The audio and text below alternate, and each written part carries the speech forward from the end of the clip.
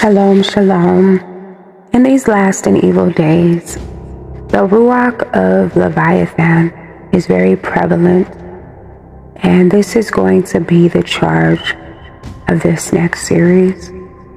We must know that nothing is impossible through Yahuwah, and we must just only have Amunah to walk in it. He has given us power to have full deliverance, to be fully set free, to not be bound by these demonic entities and principalities. But we must humble ourselves, fast and pray, and seek His face until He allows His kabod and His anointing to rest upon us, that we may break every yoke and prevail against the enemy. So I am going to do a series on Leviathan, which is known as the king of pride. But we're going to examine all the different ways that Leviathan moves and operates, have prayers and supplications, burn the enemy, so we know what to fast and pray for, so we know what to seek Yah for, because I am seeking Yah for divine deliverance of these Ruachos, because they are taking many of us out. They're inflicting many of us in these last and evil days. It's because we're not fighting back properly according to the word. So here we go. Leviathan, the king of pride. He, Leviathan, beholds every high thing. He is king over all the children of pride. That is Job 41 and 34. In Job chapter 41, Yahuwah appears to Job in a whirlwind and begins to question him concerning a creature known as Leviathan. Although I had read the book of Job numerous times, I had no understanding of who this creature was until I came into the ministry of deliverance. I then realized that Leviathan was a spirit represented by the crocodile or a large sea serpent. In Yeshayahu chapter 27, also known as Isaiah, he is called the piercing serpent, the crooked serpent, the dragon that lies in the midst of the sea. Verses 1. In Job 41:34, he is called king over all the children of pride. After being in the ministry of deliverance for some time, we began to see that one of the most difficult Ruachos to defeat was the spirit of pride.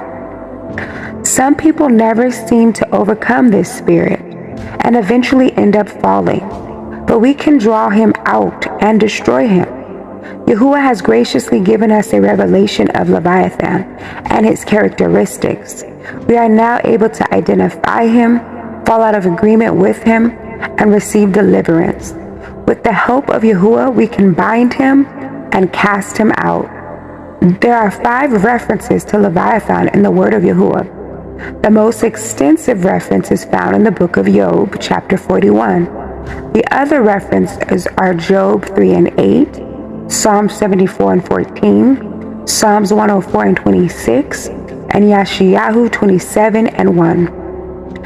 Job 41 is the reference I will focus on in this chapter because it gives the most insight into the character and personality of this demonic spirit, and it provides us with the spiritual strategies to defeat him. Leviathan, a fire-breathing dragon.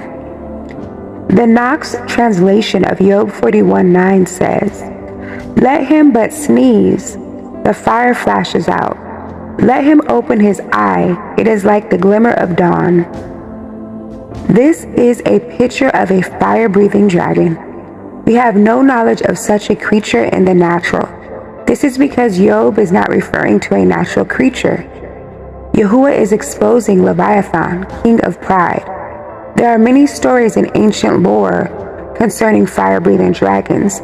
Mythology refers to this creature. I believe these myths and stories are representative of Leviathan. The ancients had contact with the Ruach realm and often portrayed what they knew through their literature and folklore. And you might not believe it until you encounter a Leviathan in deliverance and study the word of Yahuwah. Another important reference to Leviathan and fire can be found when the Apostle Jacob refers to the tongue as a little member that boasts great things, Jacob 3 and 5. This is an obvious reference to pride manifesting through the tongue. Jacob then goes on to say how great a matter a little fire kindleth. Verses 5. The tongue sets on fire the course of nature. Leviathan can manifest through the tongue in boasting, lying, and cursing. One of the sins of pride is cursing and lying. Psalms 59 and 12. Boasting is another manifestation of pride. To boast means to puff oneself up in speech, to speak vaingloriously. Arguing and disputing is another manifestation of pride. 1 Timothy 6 and 4. Jacob said that no man can tame the tongue. Jacob 3 and 8. This could be due to Leviathan's influence, for he cannot be tamed. We need a work of grace in our hearts and lips to overcome pride's manifestations. Job 41 and 20 makes reference to a seething pot. To seethe means to churn or foam as if boiling. It also means to be agitated. To agitate means to disturb. It also means trouble in mind or feelings. I believe this is a reference to anger. Anger is a manifestation of pride. It is also a reference to stirring up strife. Proverbs or Mythology 28 and 25 says, "He who is of a proud heart stirs up strife." The New English Bible translates this verse, "A self-important man provokes quarrels." Those who are easily given to strife, anger, and quarrels are controlled by Leviathan. Breath represents ruach. Evil ruach oath can manifest through the tongue. Pride in our hearts will manifest through the tongue. From the abundance of the heart, the mouth speaks. The breath of Leviathan kindles a fire. Job 41 and 21. Fire spreads and destroys. It is one of the most destructive elements known to man. People controlled by Leviathan will do much damage through their minds and mouths. Instead of kindling coals with our tongues, we need the coals from the heavenly altar to purge our lips. Yeshayahu 6 and 7.